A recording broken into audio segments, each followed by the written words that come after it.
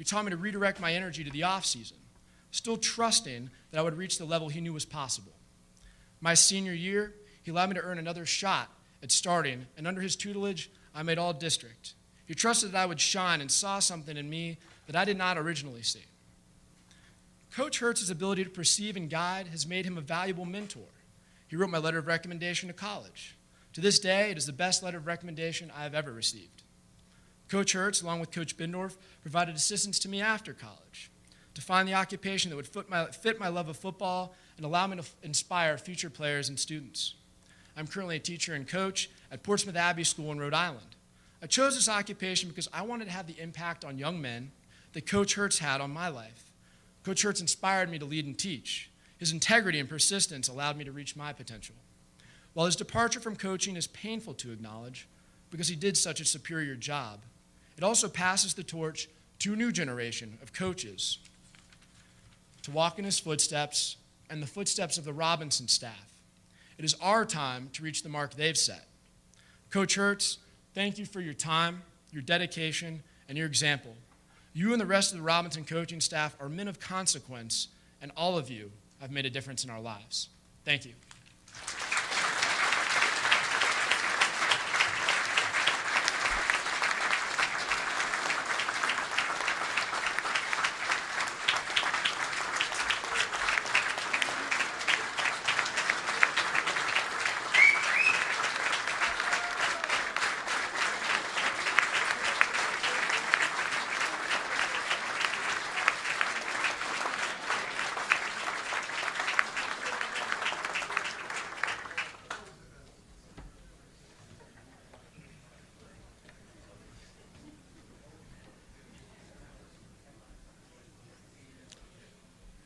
I can't think of a better way to introduce our keynote speaker than a wonderful speech about a wonderful assistant coach. It's no surprise that Bud Foster from Virginia Tech is here. I've known Bud for many years. In my profession, when we go in to talk to coaches about their teams, we get a lot of hot air. We got to stop the run. We got to run the ball. They're pretty good. We're not very good.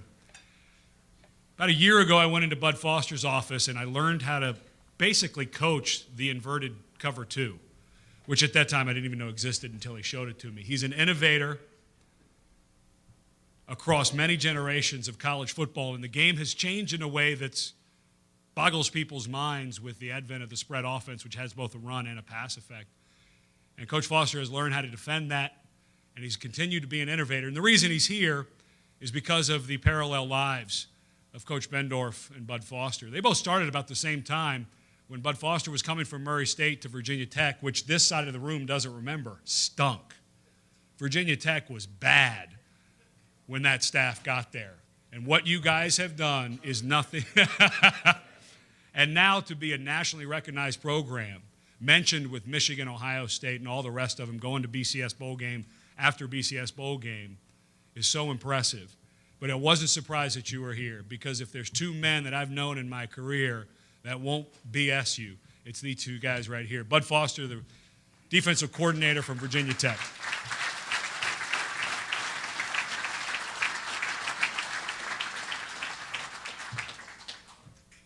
Thank you, Ed. I remember I came to Virginia Tech, as Ed said, 25 years ago. And I was a young guy.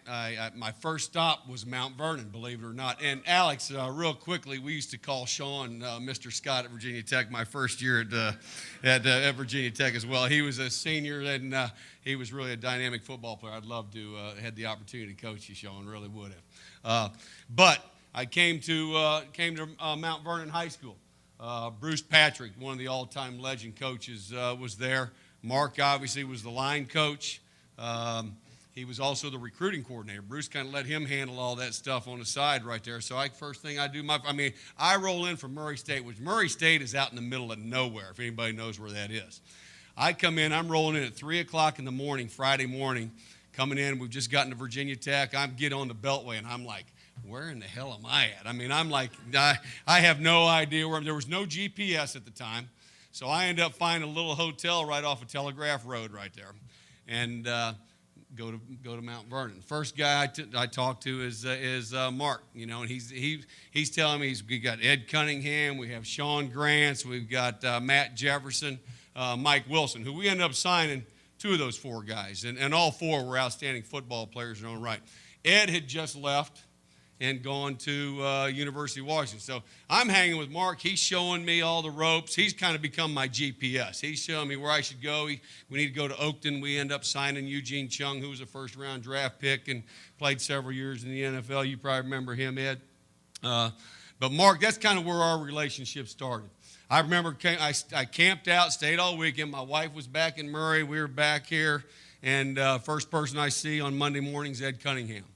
He says, Coach, thanks, but no thanks. He's going to the University of Washington. But that's where our relationship started. But really, it is a tremendous honor for me to be here.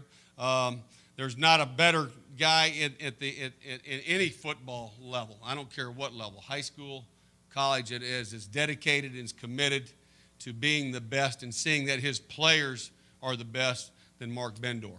I've had an opportunity, like I said, to know Mark for several years. We've had a lot of people accuse Mark being a pipeline for Virginia Tech, and I was wondering why we didn't have a Virginia Tech helmet up here, to be honest with you.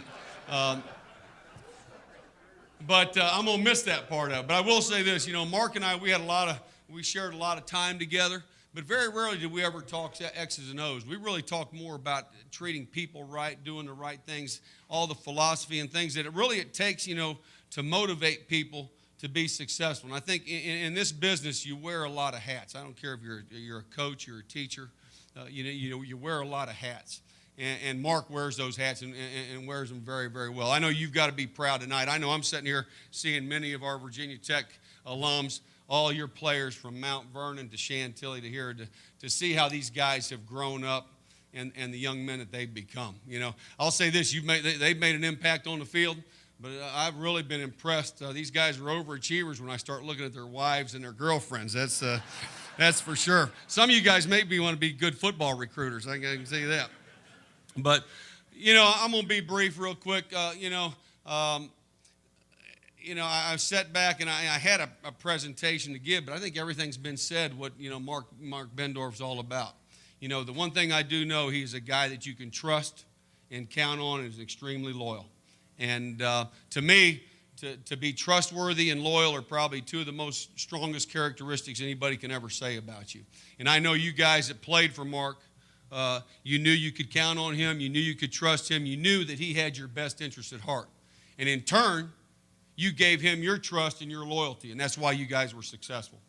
And that's a great characteristic, and you guys have carried that over into the rest of your lives. And I've walked the halls a long time. A lot of people thought that my home away from home was Robinson High School, and pretty much it was.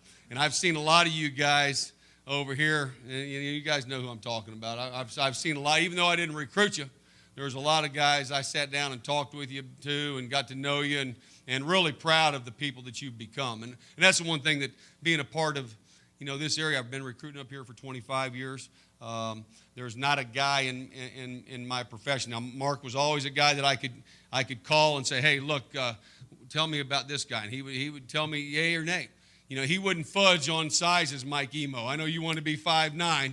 He didn't fudge on your size, man. But he told me you're a hell of a player, and you were. But what you're going to get is a guy that you can count on and depend on. You guys know that. And that's why he's not only going to be successful, what he's done in the past, but he's going to be successful in the future. And, again, it makes me proud to see the impact that you've made on these young people's lives. Because that's what we get in it for. We're not doing it to get into the money. It's not about money. It's a calling, I think. And we talked about this the other night. And I know, Mark, we had dinner the other night, believe it or not. And, Mark would much rather, I know he's honored by this thing, but he'd rather sit down out in the field and drink a beer with you guys now that you're old enough. He'd probably rather do that and talk some ball and have a good time. But I know he's tremendously honored and flattered and very humbled by the kind words that you guys have said. And for me, I've known Mark, like I said, for 25 years, and it's an honor for me to be considered your friend. Thank you so much. And everybody, thank you for the opportunity. Danny, thank you so much for this opportunity.